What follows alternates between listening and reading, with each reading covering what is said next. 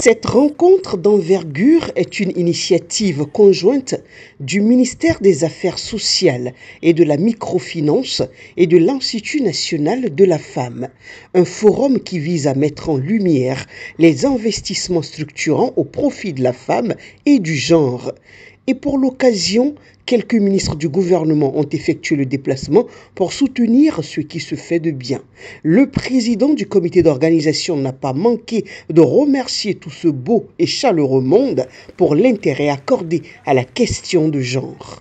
En ces circonstances, il me paraît utile, voire indispensable, de commencer par rendre hommage à Madame la ministre des Affaires sociales et de la microfinance, qui a coordonné l'ensemble de l'organisation. Il n'est guère superflu de préciser que l'action gouvernementale est à tous les égards favorable au leadership et à l'épanouissement des femmes.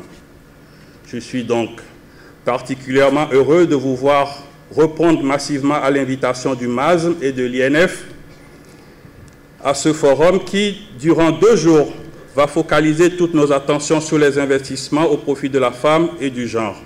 Huguette Bokpe-Nyakadia, présidente de l'INF, a profité de cette tribune de réflexion sur les droits des femmes pour poser un diagnostic. Pour elle, le monde est en état d'urgence, d'où le thème « Investir en faveur des femmes, accélérer le rythme ». Conflits géopolitiques, crise humanitaire, forte recrudescence de la pauvreté marquée par des inégalités socio-économiques croissantes et les impacts persistants de la pandémie de Covid-19, aggravation des effets du changement climatique, menaces liées à la cybersécurité, menaces terroristes avec leur migration forcée, etc.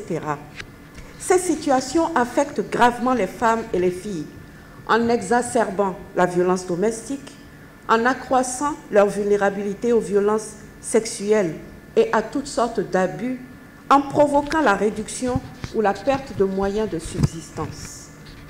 Investir dans les femmes en allant encore plus vite est devenu un impératif et cet investissement doit toucher plusieurs domaines.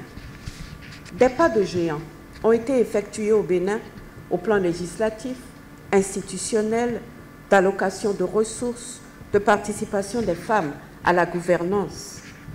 Mais les réalités nous interpellent et nous appellent à redoubler d'efforts.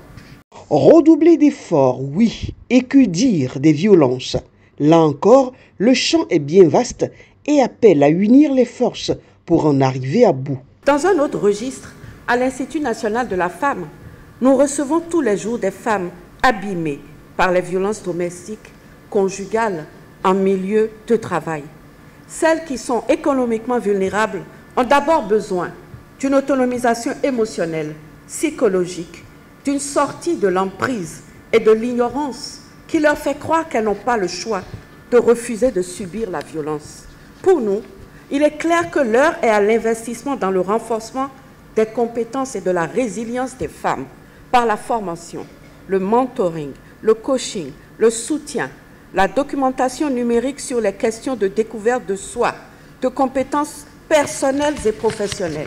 Des pas de géant ont été posés, surtout par le gouvernement du président Patrice Talon, depuis 2016, avec des lois pour protéger les femmes, leur représentativité au sein des instances de prise de décision.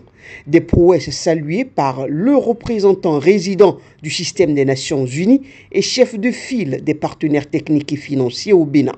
Le Bénin a fait des progrès notables dans la promotion de l'égalité des sexes, mais beaucoup reste à faire. Aujourd'hui, nous appelons à des actions concrètes pour éliminer les barrières à l'emploi des femmes, garantir l'accès équitable à l'éducation et à la formation professionnelle, et encore plus, promouvoir la participation des femmes dans les sphères de décision. Par exemple, au niveau institutionnel, le Bénin a amélioré en 2019 la prise en compte de l'égalité entre les sexes dans la Constitution en y introduisant spécifiquement un article qui réserve un quota de sièges des femmes au Parlement, ce qui a permis, au terme des élections législatives de 2023, de janvier 2023, d'obtenir 28 femmes sur les 109 députés pour le compte de la 9e législature. ce qui est une grande avancée par rapport au passé. Ce forum de réflexion qui s'étale sur 2 jours va donc permettre de mieux peaufiner les stratégies d'intervention dans divers domaines pour mieux promouvoir les femmes et partant accélérer le rythme de développement du Bénin, de l'Afrique et du monde.